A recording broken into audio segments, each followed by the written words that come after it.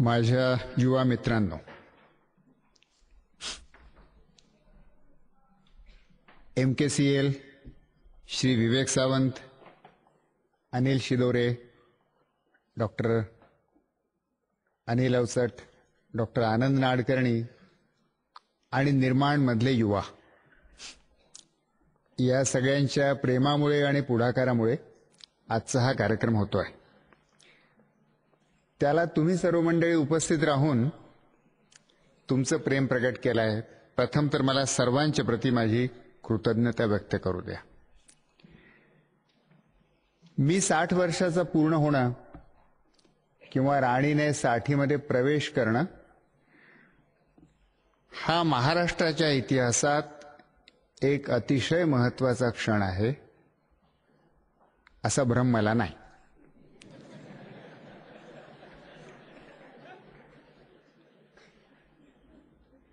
आणि 60 वर्ष जेव्हा पूर्ण होतात तेव्हा सहसा काय होतं, पु ल देशपांडेंनी मोठं सुंदर वर्णन केलेलं आहे. ते असं म्हणाले की 60 झाल्यानंतर शरीर कुरकुर करायला लागतं, मनही कुरकुर करायला लागतं, सगळंच वाईट दिसायला लागतं, सगळीकडे दुःखच दुःख वाटायला लागतात. ते असं म्हणाले की 60 उलटल्यानंतर सकाळी उठून जर एखाद दिवशी गुडघे दुखत नसतील, कंबर दुखत नसेल, फ्रेश वाटत असेल, सगळं आनंदी आनंद वाटत असेल तर खुशाल समजा की तुम्ही मेले आहात.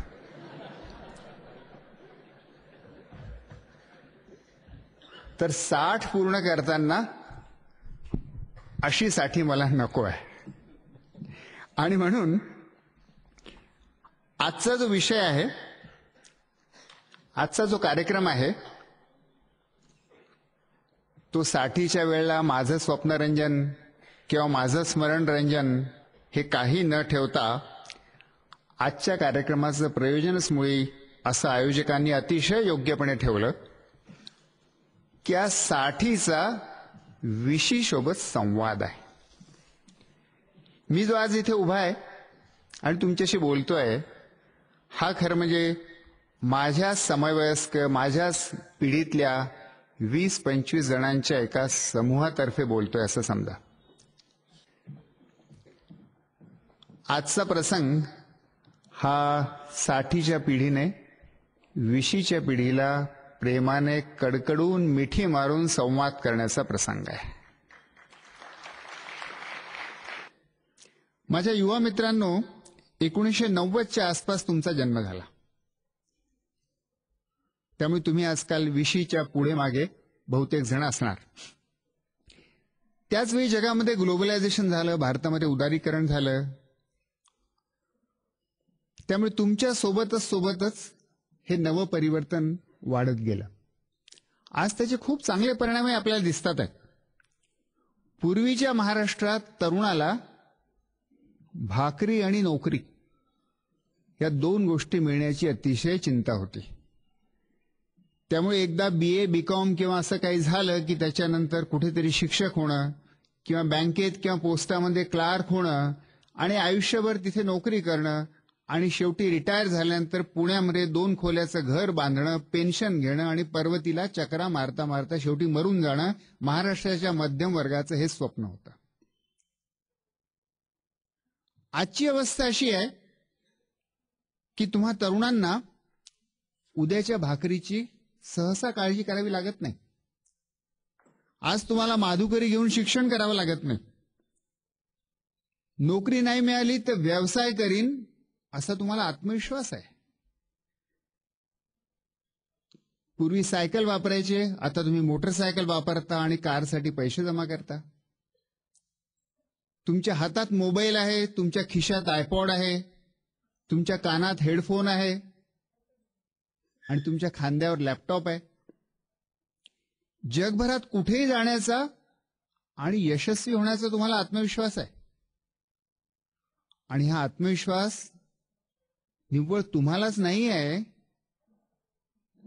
तर 12,000 किलोमीटर पार करून तुमचा दरारा पसरलेला आहे. थॉमस फ्रीडमन हा न्यूयॉर्क टाइम्स मधला एक प्रसिद्ध स्तंभलेखक आहे. थॉमस फ्रीडमनने एका जागी एकदा असं कॉलममध्ये त्याच्या लिहिलेलं आहे, त्याचा जो नियमित सदर आहे त्याच्यात त्याने असं लिहिलेलं आहे की थॉमस फ्रीडमन लिहितोय की आम्ही जेव्हा लहान होतो आणि तो 1940च्या आसपासचा काळ, तेव्हा चीनमध्ये प्रचंड दुष्काळ पडला, तिथे खायला काही नव्हतं. तर अमेरिकेमध्ये आम्ही मुलं जेव्हा जेवायला बसायचो आणि खूप वेळ घालवायचो, लवकर जेवायचो नाही, तेव्हा आम्हाला भीती दाखवायला आमची आई असं म्हणायची की अरे मुलांनो लवकर जेवा, नाहीतर ती चीनमधली मुलं तुमचं अन्न घेऊन पळतील. पुढे थॉमस फ्रीडमन लिहितो, आज अवस्था अशी आहे की आम्हाला आमच्या मुलांना सांगावं लागतं की अरे मुलांनो अभ्यास करा, नाहीतर ते भारतातली मुलं तुमचे जॉब्स घेऊन पळतील.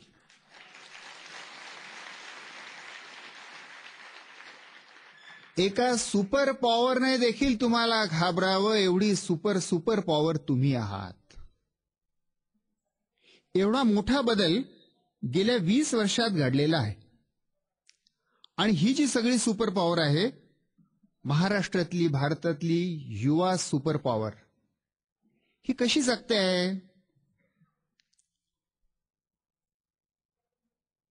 आजच्या इंडियन एक्सप्रेसमध्ये पहिल्याच पानावरती एक बातमी आहे. मध्यभागीच मोठी ठळक बातमी आहे. तुमच्यापैकी कोणी पाहिली असेल, कोणी नसेल. त्रिवेंद्रमची बातमी आहे. सुजित कुट्टन नावाचा एक तरुण मुलगा आणि त्या मुलाचा, त्याच्या आईचा, दोघांचा हसरा फोटो फ्रंट पेजवरती आहे. आणि बातमीची हेडलाईन अशी आहे, kept in dark about father's death, he races to win. हा धावण्याच्या रेसमधला एक खेळाडू आहे आणि त्रिवेंद्रममध्ये रेसेस आयोजित केलेले आहेत प्रांत पातळीच्या, आणि त्यामध्ये जिंकण्याची तो तयारी करतो आहे. त्याचे वडील हार्ट अटॅकने आजारी होऊन आयसीयू मध्ये भरती झाले आहेत आणि हा इकडे रेसची तयारी करतोय. याचा रेसचा दिवस येतो आहे. रेसचा दिवस ज्या दिवशी आला तेव्हा त्याला पत्ताच नाही, पण त्याचे वडील आयसीयू मध्ये मेले.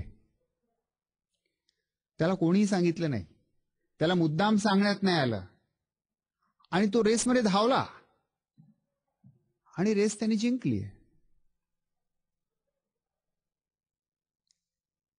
सुजित कुट्टनचा आणि त्याच्या आईचा हसरा चेहरा पाहिला, माझ्या मनात प्रश्न आले.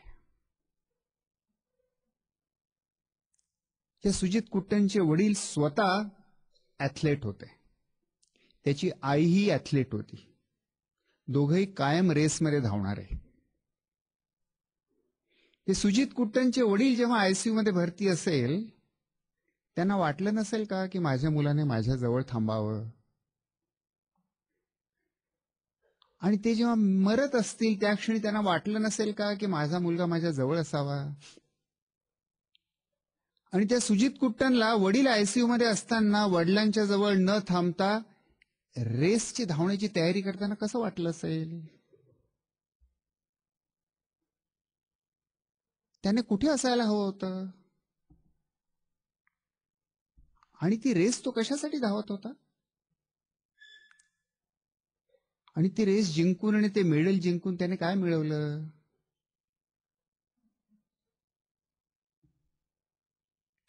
आणि ते वाचल्यानंतर माझ्या मनात प्रश्न असा निर्माण झाला की आपण सगळेच सुजित कुट्टन सारखी रेस धावतो आहोत का? कोणीतरी मरत आहे, आपला बाप मरतो आहे किंवा आपल्यातलं काहीतरी मरत आहे, आणि आपण मात्र रेस धावतो आहोत. असं घडतंय का? आणि रेस आपण कशासाठी धावतो आहोत?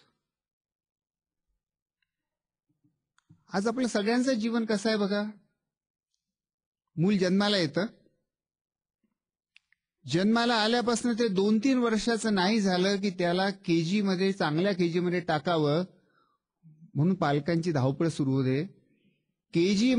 चांगल्या केजी मध्ये भरती करायला देखील आजकाल इंटरव्ह्यू होतात, आणि त्या इंटरव्ह्यू मध्ये या मुलांनी 2.5 वर्षाच्या मुलाने चांगलं परफॉर्म करावं त्या स्पर्धेमध्ये, म्हणून माझ्या ओळखीच्या एका कुटुंबाने 2 वर्षाच्या मुलाला ट्युशन लावली. तिथून जी जीवनाची स्पर्धा सुरू होते, मग चांगल्या शाळेमध्ये प्रवेश मिळवण्यासाठी स्पर्धा, शाळेमध्ये चांगले मार्क मिळवण्यासाठी स्पर्धा, कायम स्पर्धा. टीव्हीवरती एक जाहिरात पाहिलेली मला आठवते, कोणत्या प्रॉडक्टची होती मला आठवत नाही, पण ते मूल धावत धावत धावत येतं, घरी आई बसली आहे आणि आईला म्हणतं, आई आई मला 90% मार्क मिळाले परीक्षेत. तर आई पहिला प्रश्न विचारते, लेकिन उस राजू को कितने मार्क मिले. या मुलाच्या आनंदाचा तिला मागमूस नाही. तिच्या मनात एकच प्रश्न, पण त्याला किती मार्क मिळाले, स्पर्धेत तू कुठे उभा राहिलास. मग 10वी मध्ये 12वी मध्ये मेरिटमध्ये येण्याची स्पर्धा, प्रोफेशनल कॉलेजमध्ये ऍडमिशन मिळवण्याची स्पर्धा, ही स्पर्धा कायमची आपल्या मागे लागलेली आहे. या स्पर्धेपायी आपलं मन कसं होतं. कुट्ट्यांसारखी रेस धावता धावता आपल्या कोणत्या जबाबदाऱ्या सुटून जातात आहेत आपल्याला बघायलाही फुरसत मिळत नाही. गडचिरोलीमध्ये आम्ही महाराष्ट्रातल्या मुलांची शिबिरं घेतो. एका युवांच्या एका शिबिरामध्ये काही मुलांना असा प्रश्न विचारला की तुम्ही गडचिरोलीच्या जंगलातनं जाता आणि अचानक वाघ तुमच्यावर धावून आला, तर काय कराल.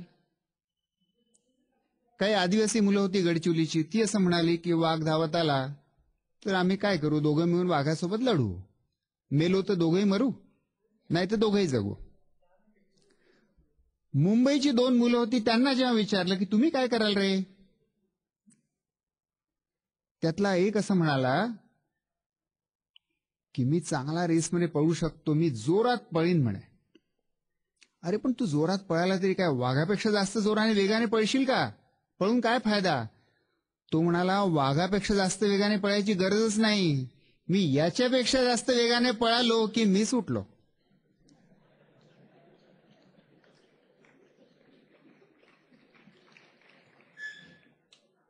आपल्या सोबत्याला, आपल्या मित्राला वाघाच्या तोंडी देऊन जी पळायला तुम्हाला भाग पाडते तिला स्पर्धा असे म्हणतात. जी मित्राला देखील शत्रू म्हणून बघते तिला स्पर्धा असे म्हणतात.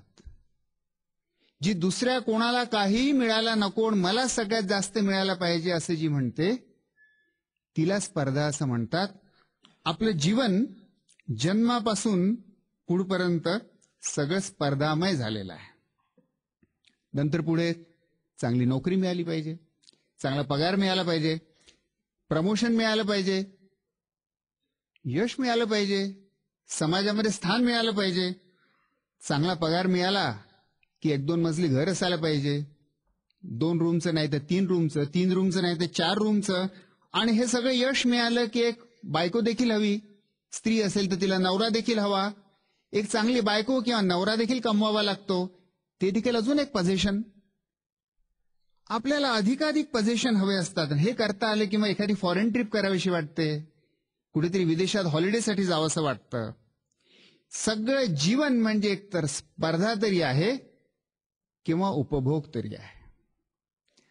आयदर कॉम्पिटिशन और कन्झम्पशन. एवढाच आपल्या जीवनाला अर्थ उरलाय.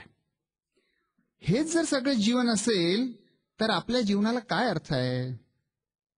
आपल्या जीवनाला काय अर्थ आहे असा जेव्हा मी प्रश्न विचारतो तेव्हा अल्बर्ट कामूज नावाच्या प्रसिद्ध फ्रेंच नोबेल पारितोषिक विजेत्या लेखकाचं एक पुस्तक आहे, द मिथ ऑफ सिसिफस. हा सिसिफस कोण आहे, या सिसिफसचं रहस्य काय. सिसिफस हे ग्रीक पुराणातलं पात्र आहे आणि त्या सिसिफसला सजा अशी झालेली आहे आणि देवांनी त्याला ही सजा दिलेली आहे. एका अतिशय उंच विशाल डोंगराच्या पायथ्याशी तो उभा आहे आणि सिसिफसला सजा अशी आहे की तिथे असलेली एक मोठी शिळा, प्रचंड मोठा धोंडा जो पायथ्याशी पडलेला आहे डोंगराच्या, तो ढकलत ढकलत ढकलत ढकलत त्याने डोंगराच्या वर न्यायचा. धोंडा प्रचंड मोठा आहे, डोंगर खूप उंच आहे. वर नेता नेता सिसिफसला धापा लागता, सिसिफस जोर लावतोय, त्याचा स्नायूचा जोर लावून तो धोंडा वर नेतो आहे आणि ज्या क्षणी धोंडा वर पोचतो तो धोंडा गडगडत खाली येतो आणि पुन्हा धोंडा पायथ्याशी उभा. सिसिफसला परत खाली येणं आणि परत धोंडा वर चढवणं. धोंडा वर चढला की पुन्हा धोंडा गडगडत खाली, पुन्हा खाली येणं, धोंडा वर चढवणं. या सजेचा सिसिफसला अंतच माहीत नाही. ही सिसिफसची सजा आहे की या धोंडा वर नेत राहणं आणि धोंड्याने खाली येत राहणं. सिसिफसला या सजेचा अंतही माहीत नाही. ही सजा आपल्याला का मिळाली हे देखील सिसिफसला माहीत नाही. ही सगळी गोष्ट सांगितल्यानंतर अल्बर्ट कामू आपल्याला विचारतो की आपलं जीवन हे देखील सिसिफसची सजाच आहे का? आपलं रोजचं जगणं हे देखील सिसिफसची सजाच आहे का? रोज सकाळी उठतो आपण आणि उठून आपल्याला 8:52 लोकल पकडायची असते किंवा ऑफिसमध्ये पोचायचं असतं. घाईघाईने आपण तिथे पोचतो. दिवसभर ऑफिसमधली किंवा व्यवसायातली जी काही कामं करायची असतात ती करतो. सगळ्यांचं ओझं, स्पर्धेचं ओझं बाळगत बाळगत संध्याकाळी घरी येतो. घरी येऊन केव्हा तरी दिवसभराच्या श्रमानंतर झोपतो. दुसऱ्या दिवशी सकाळी उठावं तर पुन्हा दिवसाचा धोंडा पायथ्याशी पडलेला. रोज दिवसाचा धोंडा आपण ढकलत ढकलत वर नेतो आणि दुसऱ्या दिवशी धोंडा पुन्हा त्या डोंगराच्या पायथ्याशी पडलेला. कामू असं म्हणतो की आयुष्य ही सिसिफस सारखी सजा झालेली आहे. या सजेला काही हेतूही नाही, या सजेला काही अंतही नाही. बस नियतीची ही सजा आहे सिसिफसला आणि तुम्हाला आणि मला देखील. म्हणून कामू असं विचारतो की या जीवनाला काही अर्थ आहे का? याचं उत्तर शोधायला पाहिजे असं तो म्हणतो. आणि म्हणून कामू त्या पुस्तकाची सुरुवातीचं पहिलंच वाक्य त्या पुस्तकाचं असं आहे की there is but one question in life. जीवनात एकच महत्वाचा प्रश्न आहे, तो म्हणजे आत्महत्या का करू नये. जर जीवन हे सिसिफसची सजा असेल तर मग तर आत्महत्या हाच त्याच्यातनं फार चांगली पळवाट आहे. आणि म्हणून जर आत्महत्या करायची नसेल तर माणसाला या प्रश्नाचं उत्तर शोधलंच पाहिजे की माझं जीवन जर सिसिफसची सजा व्हायचं नसेल तर मी जगतो कशासाठी आहे. व्हाय डू आय लिव्ह? माझ्या जगण्याचा हेतू काय? या जगण्याचा हेतू जर मी नाही शोधला तर माझं जीवन सिसिफसची सजा आहे. रोजचा धोंडा वर नेणं आणि त्या धोंड्याने खाली येणं. आपल्या जीवनाचा हेतू शोधून घेणं हाच सिसिफसच्या सजेवरती उपाय आहे. आणि ही माझी जबाबदारी आहे की माझ्या जीवनाचा हेतू मी शोधला पाहिजे. मी का जगतो आहे शोधलं पाहिजे. ते जर नाही शोधलं तोपर्यंत ही सजा मला भोगली पाहिजे. हेतू शोधणं जीवनाचा हाच या सिसिफसच्या सजेतनं सुटका आहे. हेतू का शोधायचा? विक्टर फ्रँकेल नावचा एक प्रसिद्ध मानसरोग तज्ञ झाला. विक्टर फ्रँकेल जर्मन होता, ज्यू होता. आणि जर्मन ज्यू होता म्हणून तो जर्मनीच्या कॉन्सन्ट्रेशन कॅम्पमध्ये कैदी होता. भयंकर छळ तिथे चालायचा. त्या छळाला त्रासून आणि केव्हाही सुटण्याची आशा नाही म्हणून दर 2-4 दिवसांनी कोणीतरी कैदी तिथला एक आत्महत्या करायचा. विक्टर फ्रँकेल सायकियाट्रिस्ट होता. त्याच्याही लक्षात यायला लागलं की अरे हळूहळू आपल्याही मनात आत्महत्येचे विचार यायला लागलेले आहेत. आणि तो मोठ्या आर्तपणे विचार करायला लागला की मी कसं माझे आत्महत्येचे विचार थांबवू. या कॉन्सन्ट्रेशन कॅम्पमध्ये जर काही सुटकाच नसेल तर हे विचार कसे थांबवू. आणि नुसते माझेच विचार नाही थांबवू, हे सगळे जे कैदी आहेत हे निराशेने आत्महत्येचा विचार करायला लागले, त्यांना कसं थांबवू. विक्टर फ्रँकेलला असं आढळलं की जगण्यासाठी एक हेतू, एक आशेचा अंकुर जर प्रत्येकाच्या मनात फुलवला तर जगण्यामध्ये आनंद निर्माण होतो. आणि ही कितीही सजा कठीण असली तरी याच्यापर्यंत देखील एक उद्याचा प्रकाश आहे ही आशा निर्माण होते आणि आत्महत्येचा विचार दूर होतो. म्हणून विक्टर फ्रँकेल त्याचे पुस्तक आहे मॅन सर्च फॉर मिनिंग, अतिशय सुंदर पुस्तक आहे आणि त्याच्यात तो एक अतिशय कळीचं वाक्य म्हणतो. तो असं म्हणतो, those who know the why of living have no problems about the how of living. ज्यांना मी का जगतो आहे याचं कारण सापडलेलं आहे, ज्यांना जगण्याचा हेतू सापडलेला आहे, त्यांना कसं जगायचं याचे प्रश्न उरत नाहीत. ते प्रश्न मग सोपे होऊन जातात, चुटकीसरशी सुटतात. मला 2 कपडे हवेत की मला 4 कपडे हवेत, मला पगार 5,000 हवा की मला पगार 50,000 हवा, मला घर 2 खोल्यांचं हवं की 4 खोल्यांचं हवं, हे सगळे प्रश्न जगावं कसं याचे आहेत. हे प्रश्न गैरलागू होऊन जातात, हे प्रश्न बिनमहत्वाचे वाटायला लागतात जर आपल्याला याचं नेमकं उत्तर सापडलं की मी कशासाठी जगतोय. जीवनाचा एक हेतू सापडला की जगावं कसं हे सोपं होऊन जातं, तो सगळा आनंद होऊन जातो. जगायचं कसं हे आयोजनाचे प्रश्न आहेत, पण जास्त महत्वाचा आहे जीवनाच्या प्रयोजनाचा प्रश्न. आणि प्रयोजन सापडलं जीवनाचं की आयोजनाचे प्रश्न दुय्यम होऊन जातात. आज स्थिती अशी आहे की आपण सर्व आयोजनाच्याच प्रश्नात मग्न आहोत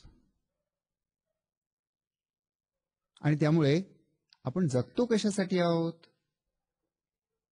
ही सगळी धडपड कशासाठी, सुजित कुट्टन का रेस धावतो आहे, याचं उत्तर शोधायला आपल्याला फुरसत नाही. तर मित्रांनो, मी तुम्हाला पहिलं अपील आज हे करणार आहे की तुम्ही जन्माला आहात याच्यात तुमचा पराक्रम काहीही नाही. तुम्ही जिवंत आहात याच्यातही तुमचा पराक्रम काही नाही. तरुण आहात, मरण्याचे तुमचे दिवसच नाही, मरण्यासाठी विशेष प्रयत्नच तुम्हाला करावे लागतील. तर तुम्ही जिवंत आहात याच्यात तुमचा काही पराक्रम नाही. तुमचा पराक्रम हाच राहू शकतो की तुम्ही जगता कशासाठी आहात हे शोधून काढणं, आपल्या जीवनाचा हेतू शोधून काढणं, आपल्या जीवनाला एक हेतू निर्माण करणं, आपल्या जीवनाला एक हेतू देणं, ही तुमची आणि माझी सगळ्यांची जबाबदारी आहे. म्हणून पहिलं अपील मी तुम्हाला करणार की मित्रांनो, आयोजनाच्या प्रश्नामध्ये फसण्याच्या अगोदर जीवनाचं प्रयोजन शोधून घ्या. हे आयुष्य आपल्याला एकदाच भेटतं, इथे वन्स मोर नाही आहे. ही सफर आपण एकदाच करतो, पुन्हा आपण इथे येणार नाही आहोत. त्यामुळे हे जे अमूल्य आयुष्य आपल्याला मिळालेलं आहे हे कशासाठी वापरायचं. सहसा होतं असं की एवढे जीवनाचे दबाव असतात की त्या दबावामध्ये आणि आयोजनाच्या प्रश्नासाठी आपण हे आयुष्य 1,000, 2,000, 5,000, 50,000 कोणत्या तरी किमतीसाठी आपण ते विकायला मजबूर होतो. पैशासाठी ते आयुष्य आपण विकतो. जगात पैसा किती आहे. एखाद्या समुद्राच्या प्रचंड किनाऱ्यावरती उभं असावं आणि पूर्ण वाळूने भरलेला तो समुद्राचा विशाल किनारा, त्यामध्ये जेवढे वाळूचे कण आहेत तेवढे जगामध्ये पैसे आहेत. मोजता येणार नाहीत. Billions and trillions of dollar, trillion म्हणजे किती याची आपण कल्पना करू शकत नाही. जगामध्ये एवढे पैसे आहेत. एकट्या अमेरिकेचं राष्ट्रीय उत्पन्न $16 ट्रिलियन आहे आणि $1 म्हणजे जवळपास 45 रुपये. जगामध्ये पैसे अमाप आहेत आणि तुमच्याकडे आयुष्य एकच आहे. एकच आयुष्य असल्यामुळे ते अमूल्य आहे आणि जगामध्ये पैसा अमाप असल्यामुळे तो विनामूल्य आहे. आणि कोणत्याही देवाणघेवाणीचं साधं तत्व असं असतं की जे कमी असतं, की जेव्हा एकच असतं ते तर सगळ्यात अमूल्य असतं. हिरा एकच असतो, रत्न एकच असतं. आणि जे अमाप असतं, जे अनंत असतं, त्याला काही मूल्य नसतं. त्यामुळे साधं शहाणपण आहे, अगदी अगदी व्यावहारिक शहाणपण आहे की तुमच्याकडे असलेलं हे एकमेव आयुष्य त्या विनामूल्य पैशासाठी विकू नका.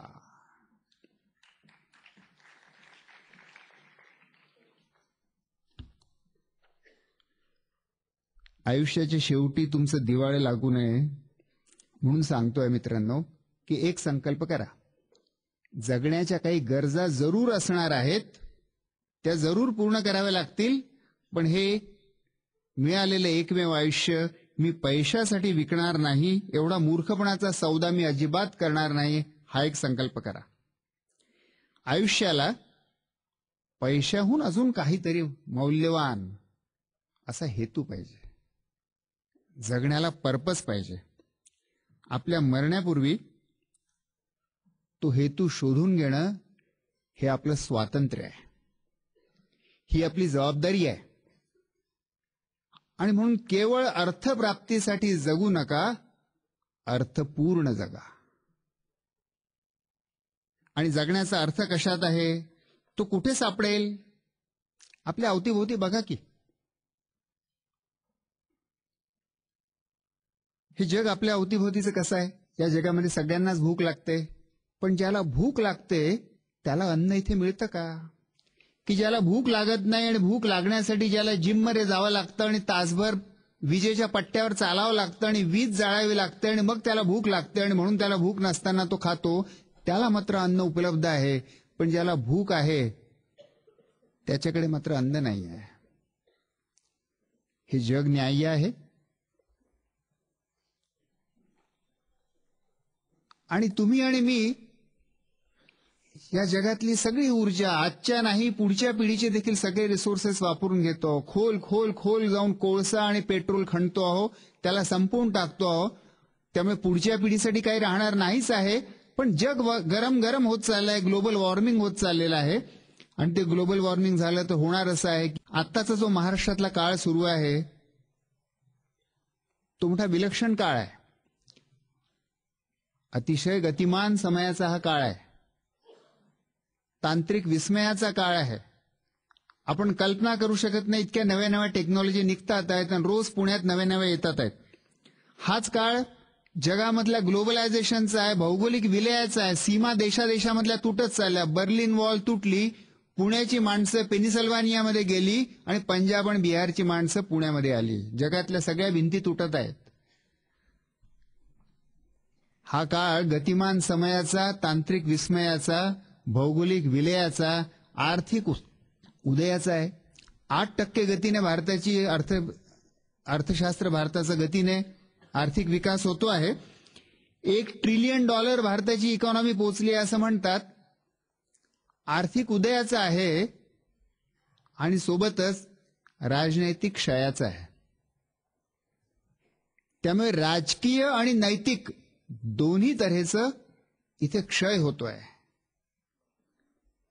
मुंबईमध्ये पुण्यामध्ये नेत्यांचे मोठे मोठे कटआउट लागतात आहेत, ते अधिकाधिक उंच होतात आहेत. त्यांची उंची आकाशाला भिडते आहे आणि त्यांच्या मोठ्या मोठ्या प्रचंड सावल्या सगळ्या समाजावरती आता पडलेल्या आहेत. या नेत्यांच्या सावल्या काळ्या काळ्या मोठ्या विशाल सावल्या महाराष्ट्रावरती पडत आहेत. कार्लाइल युरोपचा इतिहास लिहिताना असं लिहून गेला, तो असं म्हणाला की जेव्हा खुज्या माणसांच्या सावल्या लांब लांब पडायला लागतात तेव्हा समजून जा की सूर्यास्ताची वेळ आलेली आहे.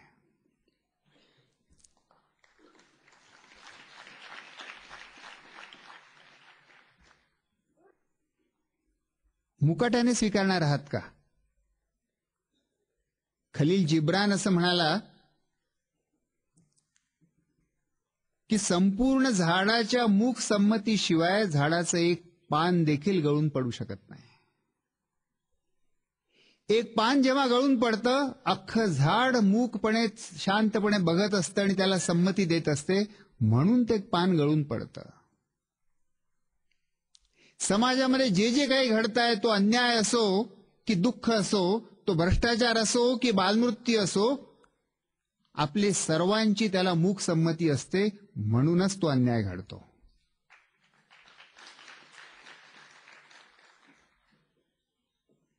आणि म्हणून त्या अन्यायाची जबाबदारी आपल्या सगळ्यांवरती आहे.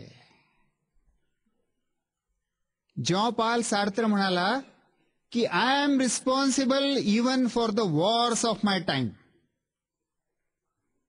मी या पृथ्वी तलावर जिवंत असताना झालेल्या युद्धांसाठी देखील अंतिमतः मीच जबाबदार आहे. महाराष्ट्रात हे सगळं घडत असताना आपण जी माणसं महाराष्ट्रामध्ये आज जिवंत आहोत हे सगळे आपण या अन्यायामध्ये भागीदार आहोत. आपल्याला हे सुरू ठेवायचं आहे की या भागीदारीतनं बाहेर पडायचं आहे. आणि जर सामील व्हायचं नसेल याच्यामध्ये तर मग आज हे जग जसं आहे तसं राहायला नको. हे जग बदलायला पाहिजे. हे जग बदलायला पाहिजे. हे तुम्हाला मंजूर आहे का? असेल तर एकदा जोरात मला म्हणा की हे जग बदलायचं आहे, तुम्हाला मंजूर आहे का? तरुणांकडनं हीच अपेक्षा आहे, कारण तरुणाची व्याख्याच मुळी ही आहे की जो जगाला तारून नेतो तो तरुण. जो तारण करतो, जो समाजाचं तारण करतो तो तरुण. म्हणून मित्रांनो, हे जग तुम्हाला तारून नेलं पाहिजे. आणि म्हणून मी तुम्हाला असं आवाहन करणार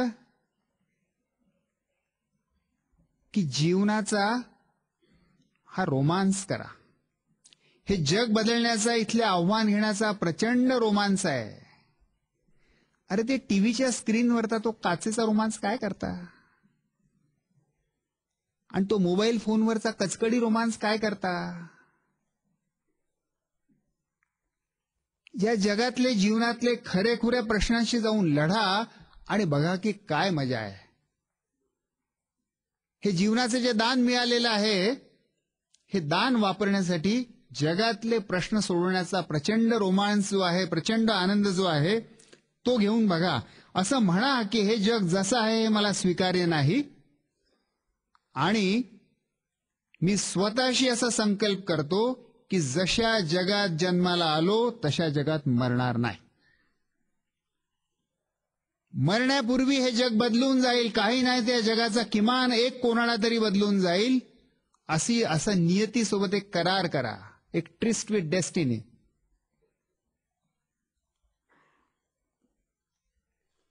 आजपासून 40 वर्षांनी मी असणार नाही. आणि जर तुम्ही असलाच, पृथ्वी असली तर तुम्ही असाल.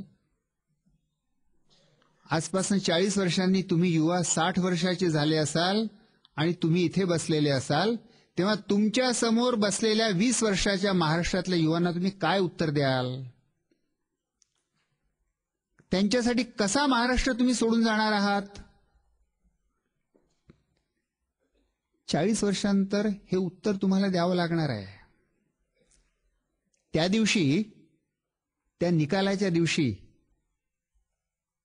तुम्ही काय सांगून जाणार आहात? महाराष्ट्र तुम्ही कसा सोडून जाऊ इच्छिता? महाराष्ट्राविषयी तुमचं स्वप्न काय आहे?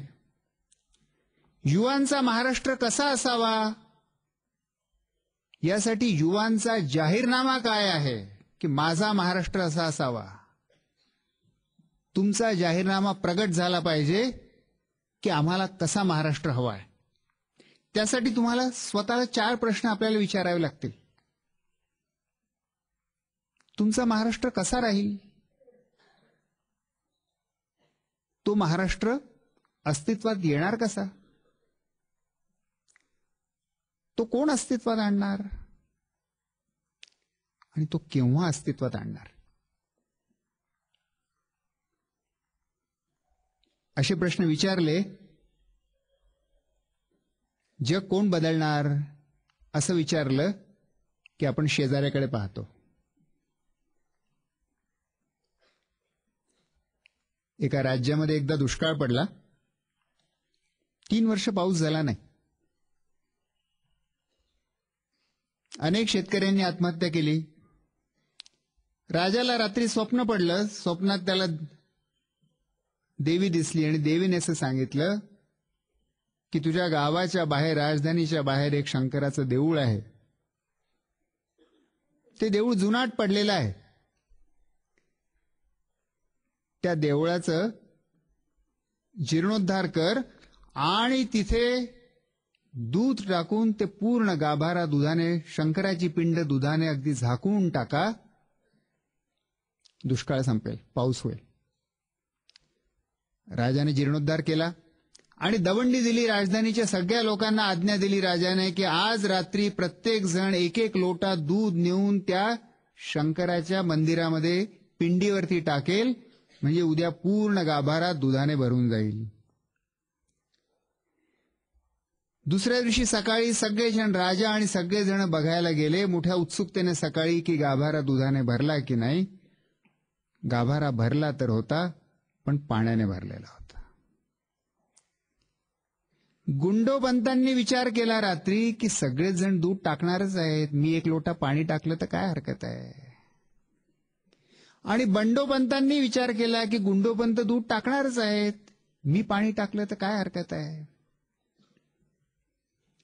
प्रत्येकाने हाच विचार केला की दुसरा कोणीतरी दूध तिथे शंकराच्या पिंडीवरती ओतणार आहे. असा जर आपण विचार केला तर मग जग बदलणार कसं.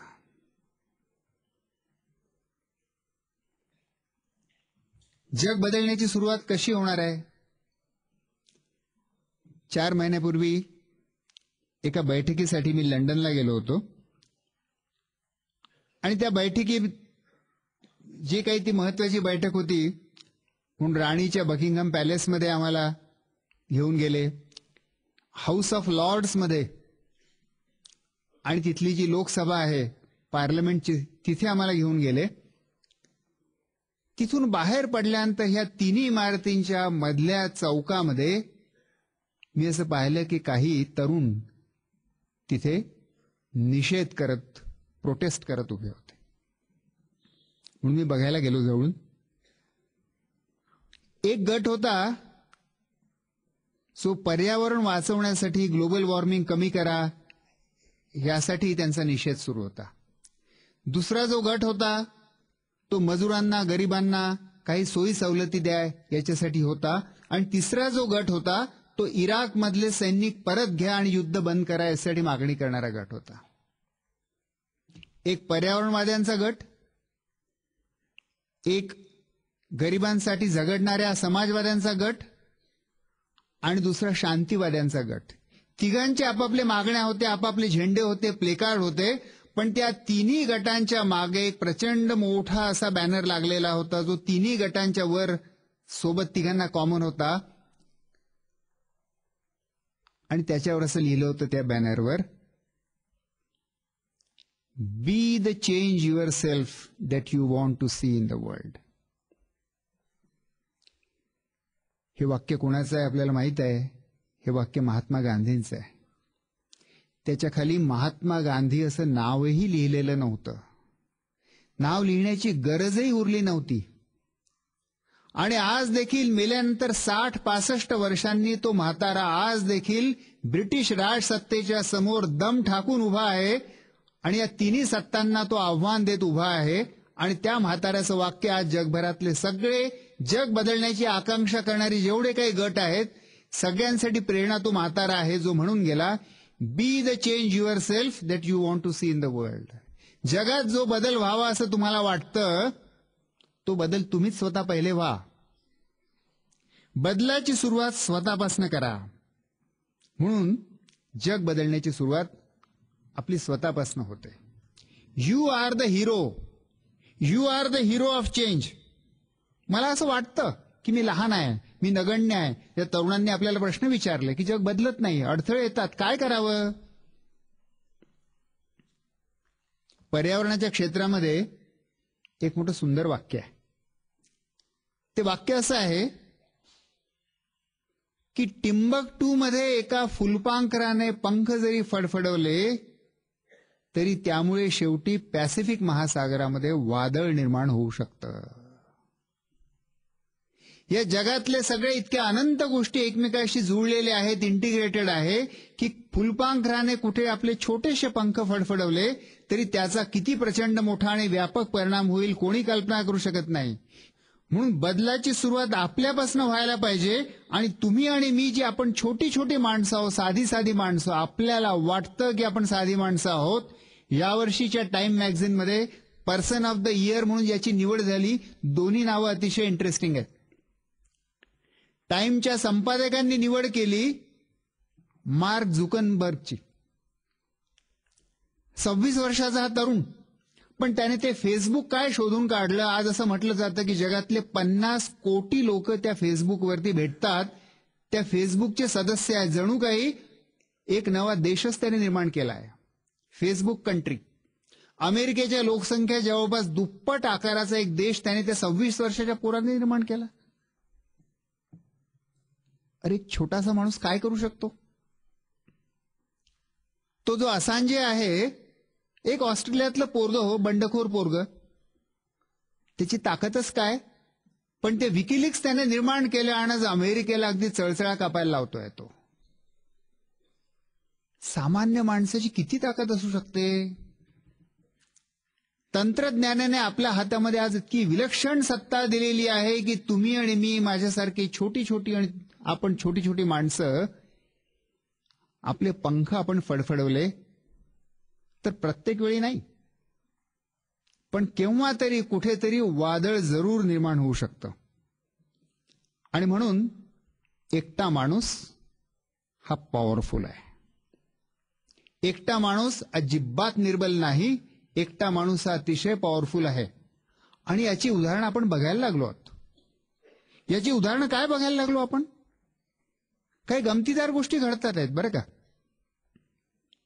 जगातला सगळ्यात मोठा नंबर 1चा श्रीमंत होता बिल गेट्स. तुमच्यापैकी अनेक तरुणांचं स्वप्न असणार की आपण बिल गेट्स बनावं. तारुण्यामध्ये त्याने मायक्रोसॉफ्ट कंपनी स्थापन केली, विंडोज सारख्या गोष्टी शोधून काढल्या आणि जणू काही त्याने पूर्ण कॉम्प्युटरचं जगच क्रांती केली. पण क्रांती केली एवढंच नाही, त्याच्यातनं एवढी श्रीमंती निर्माण केली की मानव जातीच्या आतापर्यंतच्या इतिहासामध्ये एका आयुष्यामध्ये सगळ्यात जास्त पैसे कमवलेला माणूस म्हणजे बिल गेट्स. हा बिल गेट्स जगातला नंबर 1 श्रीमंत होता. त्याने काय करावं. एवढी संपत्ती कमवली आणि त्यानंतर त्याने काय करावं. तर बिल गेट्सने आपल्या संपत्तीपैकी जवळपास $50 अब्ज सामाजिक कामाला दान देऊन दिले. आणि हे करून त्याने आपल्या जगातला 1 नंबरचा जो श्रीमंत होता त्याला आपली प्रमुख संपत्ती दान दिल्यामुळे तो जगातला 1 नंबरचा श्रीमंत उरला नाही. आणि या पैशाचा विनियोग करायला त्याने सामाजिक काम करण्यासाठी गेट्स फाउंडेशन सुरू केलं. आणि मग काही दिवसांनी मायक्रोसॉफ्टमध्ये त्याने निवृत्ती घेतली आणि आता तो फुल टाइम सामाजिक सेवेचं काम करतोय. पण याहूनही गंमत अशी घडली की बिल गेट्सने ते पद सोडलं नंबर 1चं श्रीमंतीचं, कारण त्याने दान देऊन दिले. म्हणून त्याची जागा ज्याला कोणाला मिळाली, जो नंबर 2चा श्रीमंत होता वॉरन बफे, तो आता नंबर 1 झाला. आता आपल्याला माहित आहे नंबर 2 आणि नंबर 1 मध्ये किती प्रचंड स्पर्धा असते. श्रीमंत होण्यासाठी एकमेकांचे गळे कापू स्पर्धा असते. हा वॉरन बफे जेव्हा नंबर 1 श्रीमंत झाला तर त्याने काय करावं. त्याने आपल्या संपत्तीपैकी $30 अब्ज काढले आणि ते सामाजिक कामाला दान देऊन दिले आणि त्यानेही नंबर 1चं पद सोडून दिलं. आणि त्याने तर वरून कमाल केली. तो असं म्हणाला की मला पैसे कमवता येतात पण मला पैसे समाजसेवेसाठी वापरता येत नाही. हा बिल गेट्स माझ्यापेक्षा जास्त शहाणा आहे. त्याने आपले $30 अब्ज त्या बिल गेटच्या स्वाधीन केले. कमालच आहे. हे जगामध्ये काय घडतंय. अरे जिथे एकमेकांचे गळे कापावे आणि इथे जगातला नंबर 1 जो श्रीमंत होतो आपल्या कमाईने होतो, काय बापजारीची कमाई नाही, आणि तो स्वतःहून ते पद सोडतो. $50 अब्ज. आणि मग नंबर 2चाही जो आहे तोही पद सोडतो. आणि आता आपल्याला माहित असेल, वाचलं असेल वर्तमानपत्रात आपण, की भारतामध्ये देखील घडायला लागलाय. अझीम प्रेमजींनी जवळपास $8 अब्ज की काही डॉलर्स संपत्ती भारतामधली शिक्षण सुधारण्यासाठी, शिक्षण व्यवस्था सुधारण्यासाठी दान द्यायचं जाहीर केलेलं आहे. या तिघांनी आपल्याला काय सांगतात ते असं सांगतात की अरे आम्ही अमाप पैसा कमवला, खूप पैसा कमवला, अमाप पैसा कमवला, पण शेवटी या पैशामध्ये समाधान नाही. आणि पैशामध्ये समाधान नाही म्हणून ते आता पैसे सोडून त्या पैशाला दान देऊन समाजसेवेकडे वळलेले आहेत. मग मित्रांनो, एवढा मोठा लांब फेरा करून आता ते समाजसेवेकडे वळले आहेत, तिथूनच आपण सुरुवात का करू नये?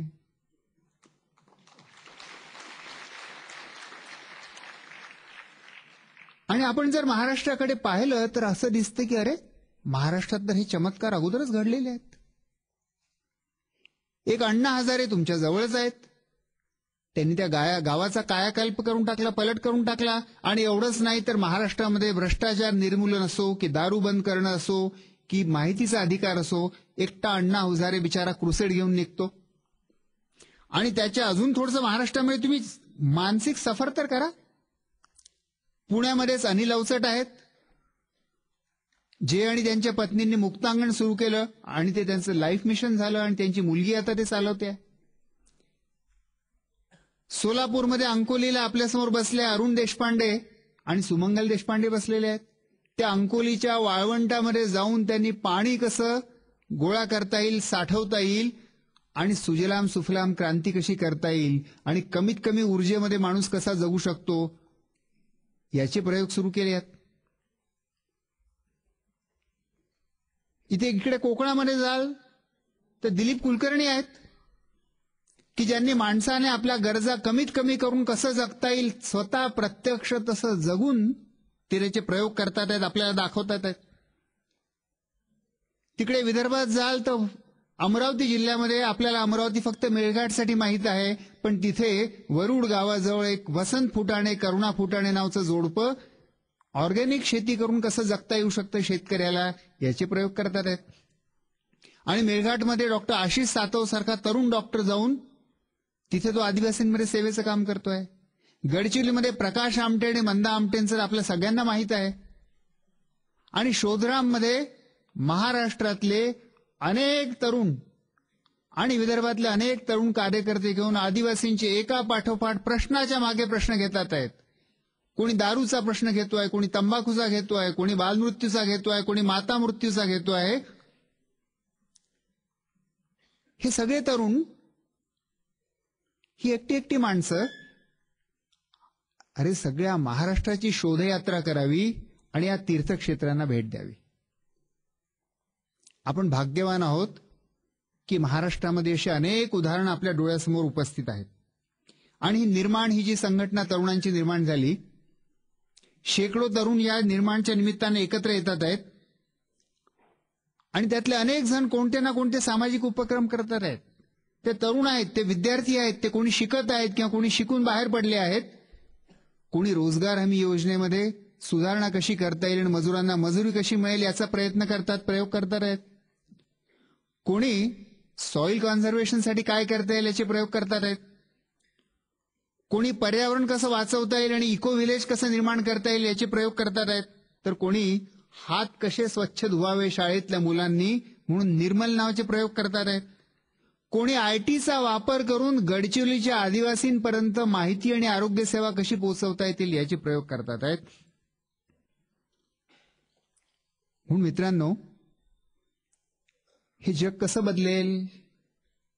आज जे काही प्रश्न मला विचारण्यात आले त्यातले काही प्रश्न असेही आहेत की हे जग कसं बदलेल, कशी आशा बाळगावी, बदलेल की नाही बदलेल, हे कसं बदलेल. इतर कृती अनेक उदाहरणं आपण पाहिली की वैज्ञानिक कृती, सामाजिक कृती, निषेधाची कृती, संघटनेची कृती, जागृतीची कृती, या सगळ्या कृती करतात येतात. सोबतच एक अजून पर्याय तुमच्या आणि माझ्या हातात आहेत. तो पर्याय आहे सांस्कृतिक बदलाचा. सांस्कृतिक बदल म्हणजे काय? संस्कृती म्हणजे काय? तुम्ही आणि मी रोज जे जगतो ते म्हणजे संस्कृती. आणि म्हणून मी रोज कसा जगतो हे तर माझ्या हातातच आहे. मी रोज कसा जगतो याच्यातनं संस्कृती आकार घेते, संस्कृती घडते. म्हणून मी संस्कृती करता आहे. नव्या पद्धतीने जगणं, वेगळ्या पद्धतीने स्वतः जगणं, ही जगण्याची नवी संस्कृती निर्माण करणं आहे. एवढंच नाही तर ही नवी राजकीय कृती आहे. राजकीय कृती करायला तुम्हाला कुठे जावं लागत नाही. काही दिल्लीला जाण्याची गरज नाही की मुंबईला जाण्याची गरज नाही. तुम्ही कसं जगता याच्यातनं जग कसं जगतं हे ठरत असतं. आपण कपडे कोणते घालतो, आपण अन्न काय जेवतो, आपण कसल्या घरात राहतो, आपण वीज किती जाळतो, आपण वाहनं कोणती वापरतो, आपण पेट्रोल डिझेल किती वापरतो, या आपल्या जगण्याच्या प्रत्येक छोट्या छोट्या निर्णयामध्ये या जगाचं भवितव्य घडत असतं. आणि त्यातनं जी जगण्याची संस्कृती निर्माण होते ती सगळ्यात मोठी राजकीय कृती आहे. कारण शेवटी राजकारणात जाऊन सत्ता हातात घेऊन ती आलीच कधी तर, आणि ती सत्ता हातात घेऊनही जर सगळं कोएलिशनचं राजकारण करून तुम्हाला जर काही करताच आलं तर ते जे तुम्ही करणार ते तुम्हाला आजच सुरू करता येतं स्वतःच्या जीवनात. आणि म्हणून वेगळ्या पद्धतीने जगणं ही राजकीय कृती आहे. हे पीपल्स पॉलिटिक्स आहे. मी कसा जगतो हा माझा जाहीरनामा आहे. आणि हा जाहीरनामा लिहिण्याचं स्वातंत्र्य तुम्हाला आणि मला आहे. आपणच आपला राजकीय जाहीरनामा लिहू शकतो. मी कसं जगतो. Use your note as your vote. तुम्ही ही नोट कुठे खर्च करता तो प्रत्येक निर्णय विचार करा आणि तुमच्या असं लक्षात येईल की आपण खर्च करत असलेली प्रत्येक नोट ही कोणत्या तरी जगाला एक वोट असतं. मी जेव्हा नोट अशा गोष्टीवर खर्च करतो ज्याची मला गरज नाही आहे, मी जगातल्या गरिबीला वोट देत असतो. मी जेव्हा नोट अशा गोष्टीवर खर्च करतो की ज्याच्यामुळे पर्यावरण नष्ट होणार आहे, तेव्हा मी ग्लोबल वॉर्मिंगला वोट देत असतो. म्हणजेच याचं उलटं मला करता येईल की मी माझी नोट जर सावधपणे वापरली, मी कशासाठी खर्च करणार, मी कसं जगणार, या एका शस्त्राच्या माध्यमातनं मी राजकीय परिवर्तन देखील जे करू शकत नाही ते स्वतःच उद्याच करू शकतो, आजच करू शकतो. हे नवं पॉलिटिक्स आहे. हे सांस्कृतिक परिवर्तनाचं पॉलिटिक्स आहे. हे जगणं बदलण्याचं पॉलिटिक्स आहे. आणि याची सगळ्यात मोठी गंमत अशी आहे की तुमच्या आणि माझ्या हातात आहे. आणि याच्यासाठी लांब पल्ल्याची सत्ता स्वीकारावीच लागत नाही. हे तुम्हाला मला आजच सुरू करता येतं. सगळ्या जगाचं भवितव्य मी ठरवू शकतो. युवा मित्रांनो, तुमचा करिअर ही तुमची एक प्रचंड मोठी काळजी असते. आणि करिअरच्या मार्फत काय करायचं असतं तर मला कन्झम्पशनसाठी, उपभोगासाठी पैसा मिळवायचा असतो. पण माझ्या करिअरमधनं कन्झम्पशनच्या द्वारे पृथ्वीचं करिअर ठरत असतं. आणि म्हणून पृथ्वीचं करिअर ठरवण्यासाठी मला कृतीसाठी इथे भरपूर वाव आहे की मी कसं जगणार. या जगण्याच्या इच्छांना अमर्याद इच्छा माझ्या संपतच नाहीत. तो ऑस्कर वाइल्ड म्हणाला की there are only 2 tragedies in life. One is not to get what you want and another is to get it. जगात 2च शोकांतिका आहेत. एक तर तुम्हाला जे हवं आहे ते न मिळणं, ते तर समजू शकतो आपण. आपल्याला जे हवं ते नाही मिळालं तर आपण दुःखी होतो. आणि तो म्हणतो की दुसरी शोकांतिका आहे तुम्हाला जे हवं आहे ते मिळणं. याचं कारण असं की जे हवं आहे ते मिळालं की तत्काळ दुसऱ्या क्षणी आपल्याला दुसरं काहीतरी हवं असतं. आपल्या इच्छांना अंतच नाही. मनाचा हा स्वभावच आहे. मनाचा हा स्वभावच आहे की ते कधी शांत होत नाही, कधीच इच्छेला अंत नाही. आणि म्हणून तो म्हातारा पुन्हा एकदा म्हणून गेला. तो म्हणून गेला की there is enough on this earth for everybody's need but not for everybody's greed. या पृथ्वी तलावरती प्रत्येकाच्या गरजेपुरतं आहे. या निसर्गाने भरपूर देऊ शकतो. हा निसर्ग आपल्याला इथे प्रत्येकाच्या गरजेपुरतं आहे, पण प्रत्येकाच्या लोभापुरतं नाही आहे, हवेपुरतं नाही आहे. आणि म्हणून परिवर्तनाची सुरुवात आपल्याला आपल्यापासून करता येते. बी द चेंज युअर सेल्फ. पण अजून एक प्रश्न, मी नुसतं माझ्या जीवनात परिवर्तन केलं आणि मी असं म्हटलं की मी माझ्या एकट्यापुरतं आता केलं, माझं घर दुरुस्त केलं, हे पुरेसं आहे का? एकट्या माणसाला मुक्ती नाही. मी या समाजामध्ये राहीन, पण बाकी सगळा समाज मेला तरी चालेल, मी माझं रक्षण करून घेईन, असा जर आपल्याला गैरसमज असेल तर असं घडत नसतं. No man is an island complete in himself. जगातला कोणी माणूस असं एकटं बेट नाही आहे की त्याने असं स्वतःला भ्रम बाळगावं की मी माझं सांभाळून घेईन. कोणीच एकटं बेट नाही आहे. तुमचं जगणं, माझं जगणं, आपलं जगणं हे अभिन्नपणे इतरांच्या जगण्यासोबत जोडलेलं आहे. मला एकट्याला मुक्ती नाही. मुक्ती असेल तर इथे फक्त सामूहिक मुक्ती आहे. बदल इथे पूर्ण समाजासाठी झाला पाहिजे. तुमचं आणि माझं जगणं मरणं समाजासोबत बांधलेलं आहे. अरे इतकी साधी गोष्ट आहे की समाज जगला नाही तर मी जगू शकत नाही. जंगलामध्ये तुम्ही ताडोब्याच्या जंगलात जा. जंगलामध्ये जेव्हा आपण फिरत असतो एक सांबर ओरडतं आणि सांबर जेव्हा ओरडतं, सांबर खरं म्हणजे अतिशय लाजरं प्राणी आहे, पण सांबर जेव्हा ओरडतं तेव्हा त्याचा अर्थ असा होतो की एक वाघ जवळपास आहे. एक वाघ दबा धरून बसलेला आहे आणि म्हणून सांबर आपल्या पूर्ण कळपाला इशारा देत असतं की सावधान, जवळ वाघ आहे. पण हे करताना ते सांबर काय करतं? ते खरं म्हणजे जोराने आवाज निर्माण करून जणू त्या वाघाला कळू देतं की सांबर कुठे आहे. म्हणजे मी माझा जीव धोक्यात टाकतो. ते सांबर आपला जीव धोक्यात टाकून कळपाला का वाचवत असावं? काय त्या सांबराला जे तुकाराम महाराजांनी शिकवलं होतं की जे का रंजले गांजले त्यासी म्हणे जो आपुले. त्याला काय कोणी परोपकार शिकवलेला असतो? मग ते सांबर असं का वागतं? तर आपल्या कळपाला, आपल्या समूहाला वाचवणं आणि गरज पडली तर त्यासाठी आत्मोत्सर्ग करणं, आत्मत्याग करणं हे निसर्गाने तुमच्या आणि माझ्या आणि त्या सांबरच्या जीन्समध्येच दिलेलं आहे. कारण कळप वाचला तरच सांबर वाचेल आणि एखाद वेळी सांबर गेला तरी हरकत नाही, पण कळप वाचला पाहिजे तर अजून 56 सांबर निर्माण होतील. आणि म्हणून निसर्गाने आपल्याला नैसर्गिक प्रेरणाच देऊन घडवलं आहे की इतरांना वाचवायचं, कारण इतरांच्या जगण्यासोबत माझं जगणं जुळलेलं आहे. माझ्या जगण्याचा हेतू इतरांच्या गरजांमध्ये लपलेला आहे. मी का जगायचं? माझ्या जगण्याचा हेतू काय? माझ्या जगण्याचा हेतू इतरांच्या ज्या गरजा आहेत, इतरांचं जे दुःख आहे ते पूर्ण करणं. आणि म्हणून आपल्या भारतामध्ये कोहम, मी कोण आहे याचा खूप शोध झाला. त्याचं उत्तर सहसा सापडत नाही, पण खरं म्हणजे कोहम, हु एम आय, याचं खरं उत्तर आहे हुज एम आय. मी कोणाचा आहे? मी कोणाचा आहे? पाश्चिमात्य सभ्यतेने एक त्याचं उत्तर दिलेलं आहे आणि ते जे उत्तर आहे ते डेकार्ट नावाच्या एका तत्वज्ञानाच्या पासून ते उत्तर येतं मुख्यतः. तो असं म्हणाला, I think so I am. मी विचार करतो म्हणून मी आहे.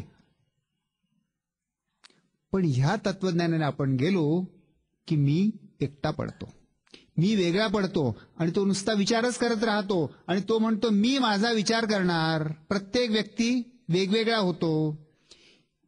मी विचार करतो म्हणून मी नाही आहे रे.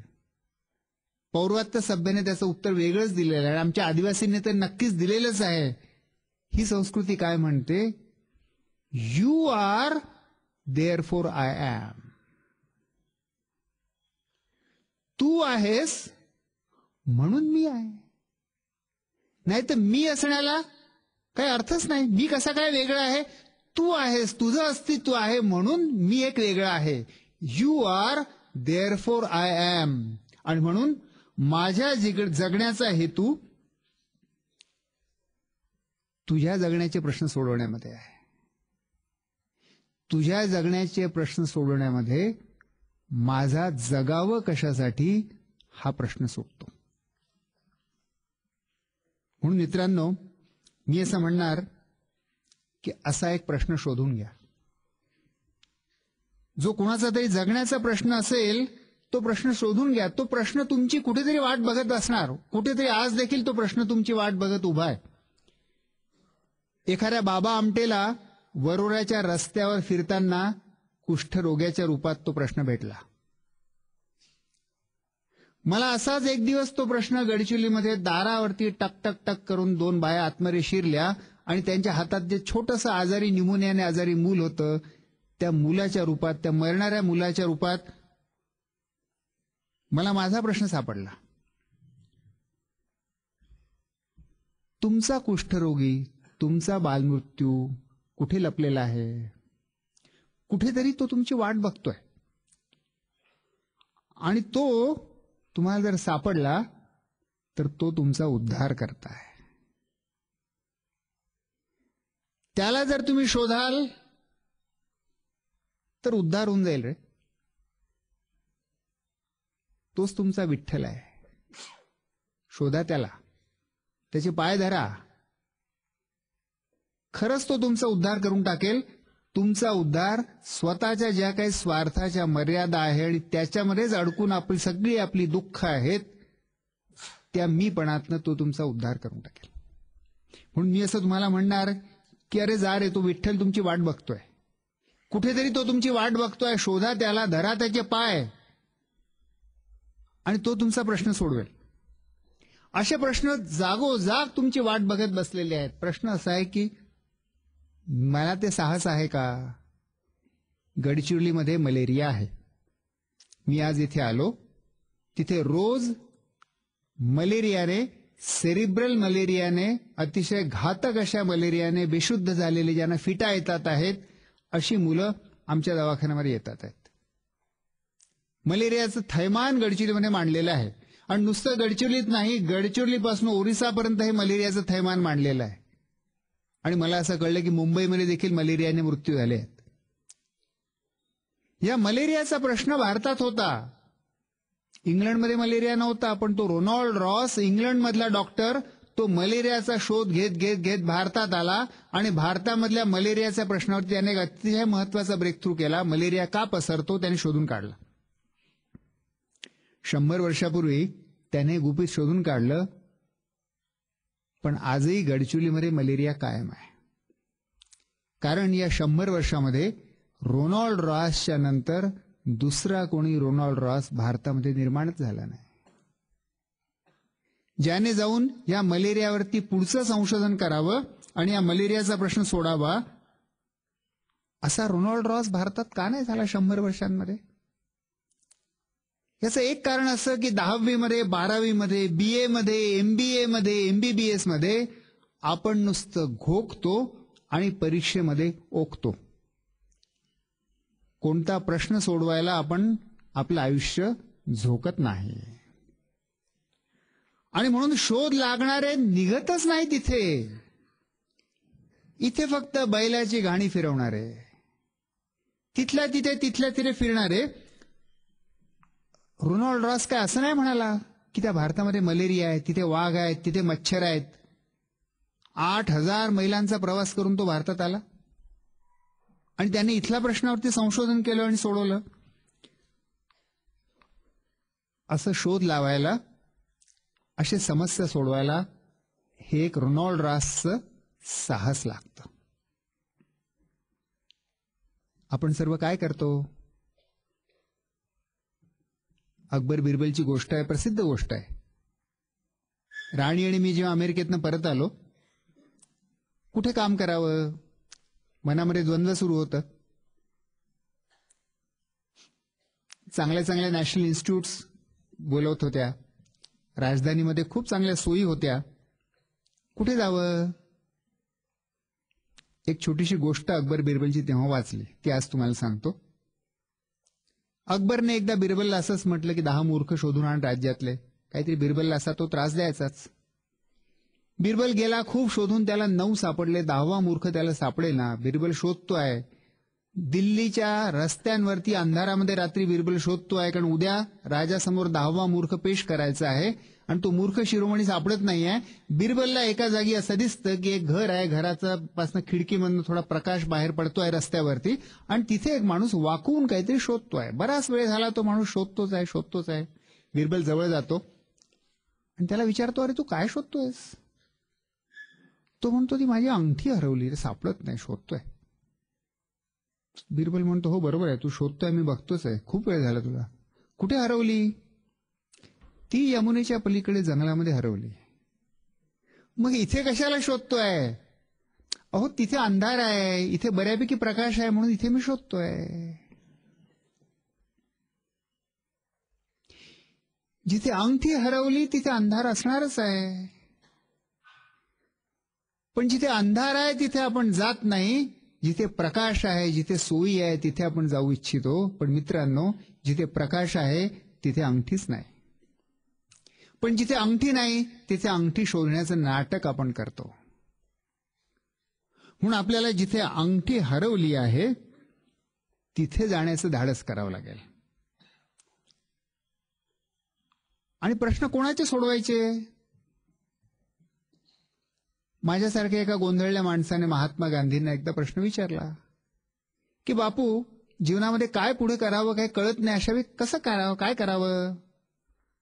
तर ते म्हणाले, अगदी सोपं आहे, मी तुला एक जादूची तावीज देतो. त्यांचं फार प्रसिद्ध वाक्य आहे, I shall give you a talisman. असा मी तुला जादूचा तावीज देतो की ज्याच्याने हमखास तुझा हा प्रश्न सुटेल. जेव्हा जीवनात पुढे काय करावं असा प्रश्न तुझ्यामध्ये उभा राहील, तुझ्या मनामध्ये द्वंद्व उभं राहील, गोंधळ येईल मनामध्ये, आणि जेव्हा तुझा स्वार्थ फार प्रबळ होईल आणि स्वार्थ तुझे डोळे आंधळे करायला लागेल, तेव्हा आपल्या डोळ्यासमोर तू आयुष्यात पाहिलेल्या सर्वात दुःखी, कष्टी, हतबल माणसाचा चेहरा आण.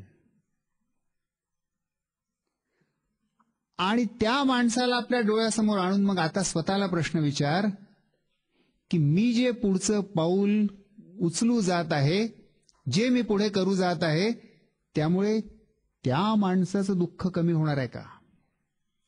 त्याची हतबलता कमी होणार आहे का? आणि ही जर तू परीक्षा लावलीस तर तुला तुझ्या प्रश्नाचं उत्तर मिळेल. तुझ्या मनातला स्वार्थ कमी व्हायला लागेल आणि तुला लख्ख दिसायला लागेल.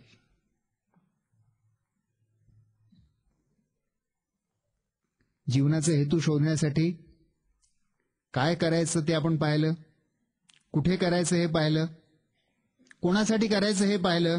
शेवटचा प्रश्न उरतोच, आणि विशेषतः युवांसाठी हा प्रश्न उरतोच. आणि आज मला तो प्रश्न विचारण्यात आला की प्रश्न सोडवायचे कसे? रंग दे बसंती सिनेमा तुम्ही बहुतेकांनी पाहिला असेल. त्या रंग दे बसंती मधली ती खुशाल चेंडू, मजा मस्ती करणारे ते तरुण आयुष्यामध्ये मजा मस्ती करत त्यांचं आयुष्य या पथनाट्यात आपण पाहिलं तसं छान चालत असतं. पण एक काहीतरी प्रचंड भ्रष्टाचार, अन्याय बघतात आणि त्यांचं माथं सणकतं. आणि जेव्हा त्यांना ते दूर करता येत नाही तेव्हा ते त्या भ्रष्ट राजनीतिक नेत्यांना गोळ्या घालतात. प्रश्न सुटला का?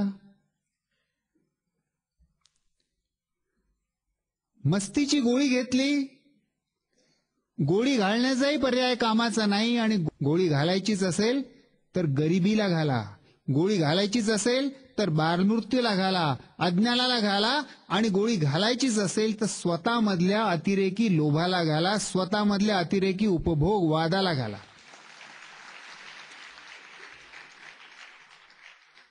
आणि म्हणून मित्रांनो, मी असं म्हणणार तुम्हाला की आज आपल्या जीवनामध्ये कॉम्पिटिशन आहे, करिअर आहे आणि कन्झम्पशन आहे.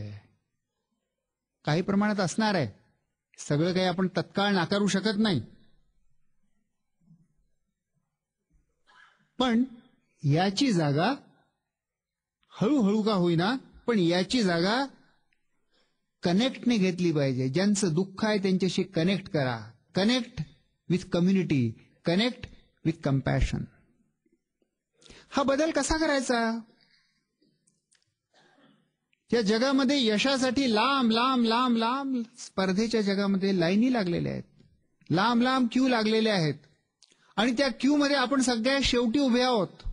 केव्हा आपला नंबर लागेल या यशामध्ये, नोकरीमध्ये, श्रीमंतीमध्ये माहित नाही आपल्याला. विनोबांनी एक अतिशय सोपी युक्ती सांगितली. म्हणाले की अशा क्यू मध्ये जर तुम्ही उभे आहात तर काय करायचं?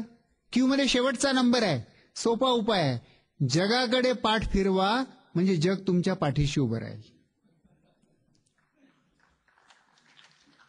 त्या क्यू मध्ये पुढे जाण्याची धडपड करण्याची ऐवजी जस्ट टर्न अराउंड, बस तुमची दिशा बदलवा आणि तुम्ही पहिला नंबर होता. इतकं सोपं आहे रे, इतकं सोपं आहे. तुम्ही जर शेवटचे असाल त्या यशाच्या क्यू मध्ये, तर तुम्हाला परिवर्तनाच्या क्यू मध्ये पहिलं होता येईल. फक्त टर्न अराउंड, बस एवढीच गरज आहे. पण माझ्या युवा मित्रांनो, मला आज तुम्हाला असं सांगायचं आहे की पुढची 40 वर्ष तुमची आहेत. या 40 वर्षासाठी तुमच्या आयुष्याचा तुम्ही काही संकल्प करा की आजचं हे जग जसं आहे ते मला मान्य नाही. हे जग मी असं उधार घेणार नाही. जशा जगात जन्माला आलो तशा जगात अजिबात मरणार नाही. हे जग बदलून जाईल. संकल्प करा की हे माझं जीवन खूप अमूल्य आहे आणि मी थोड्याशा पैशासाठी हे जीवन विकणार नाही. मी जीवन जगीन, मी जीवन भोगणार नाही आणि मी भोगला जाणार नाही. जेव्हा मी माझं आयुष्य विकायला ऑफर करतो तेव्हा खरं म्हणजे मी भोगला जातो. कोणीतरी माझा वापर करतं आणि पुढे जातं. मी माझ्या जीवनाला एक हेतू, एक प्रयोजन प्रदान करीन. जिथे समस्या आहे, जिथे गरज आहे तिथे मी जाईन. जिथे गरज नाही तिथे गर्दी करून मी स्वतःच एक समस्या बनणार नाही. इतरांच्या जगण्याच्या समस्या कशा सोडवायच्या याच्यातनं माझी जगायचं कशासाठी याची समस्या सुटते. आणि म्हणून दुसऱ्यांच्या जगण्याच्या धडपडीत माझ्या जीवनाला अर्थ प्राप्त होतो. म्हणून मी आज या पिढीच्या वतीने तुम्हाला सांगू इच्छितो की माझ्या युवा मित्रांनो, आजपासनं महाराष्ट्र तुमचा आहे. आजपासनं महाराष्ट्र तुम्हाला दिला, यापुढे तो तुमचाच आहे. सत्ता तुमचीच आहे आणि जबाबदारी पण तुमचीच आहे. या महाराष्ट्राला घडवा आणि आपलं जगणं स्थगित करू नका. जसं जग असावं असं तुम्हाला वाटतं ते उद्यापासनं नाही, आजपासनं जगायला सुरुवात करा. गप्पा किती वेळ मारता? कॅन्टीनमध्ये किती वेळ बसून राहता? रोज आपला 1 तास या समाजाच्या गरजांसाठी द्या. तसं जग आपोआप घडणार नाहीये. तुमच्यातले काही जण किंवा इतरत्र काही जण जे जग असं घडवण्याचा प्रयत्न करतात आहेत, आपल्या उत्पन्नाचा 10% हिस्सा जरूर तशा कामासाठी द्या. नाही आपल्याला बिल गेट्स होत आहेत, पण आपण mini mini mini Bill Gates तर होऊया. आपल्या उत्पन्नाचा 10%, फक्त 10%, 90% आपल्यासाठीच ठेवा, पण 10% तरी या समाज अधिक चांगला करण्यासाठी, जग बदलण्यासाठी द्या. आणि हे आयुष्य तुमच्याकडे एकदाच आहे. पुढच्या आयुष्याची 40-50 वर्ष तुमच्या हातात आहेत. यातली किमान 5 वर्ष तरी हे जग अधिक सुंदर करण्यासाठी द्या. आपला टॅलिस्मन स्वतः शोधा. आपला प्रश्न स्वतः शोधा. त्याच्याशी स्वतःला जोडून घ्या आणि तो प्रश्न सोडवा. सूर्य अस्ताला गेला, सूर्य अस्ताला गेला म्हणून काही होणार नाही. रवींद्रनाथ टागोरांची एक मोठी सुंदर कथा आहे. ती कथा अशी आहे की सूर्य अस्ताला जातोय आणि अस्ताला जाणारा सूर्य म्हणतो की मी दिवसभर जळून इथे प्रकाश दिला, पण आता मी चाललो, कोण माझी जागा घेईल? या पृथ्वीला प्रकाश कोण देईल? चंद्र जो आहे, चंद्र आपला चेहरा काळा करून घेतो. तो म्हणतो मी तर येऊन जाऊन परप्रकाशी, मी काय करू शकतो? तारे जे असतात ते म्हणतात आम्ही किती छोटे, आम्ही नुसतं लुकलुक करू शकतो, आम्ही काहीच करू शकत नाही. चंद्र नाकार देतो, तारे तोंड लपवतात, ग्रह नाही म्हणतात. तेव्हा एका झोपडीतला एक छोटासा दिवा असं म्हणतो की हे पिता, मी खूप छोटा आहे, माझी शक्तीच किती, पण माझ्या हृदयामध्ये तेल असेपर्यंत या अंधारलेल्या झोपडीचा हा कोनाडा मी जळत राहून कायम प्रकाशित ठेवेन. माझ्या मित्रांनो, तुमचा दिवा असाच रात्रभर जळत राहो अशी शुभेच्छा देऊन मी माझे 2 शब्द संपवतो.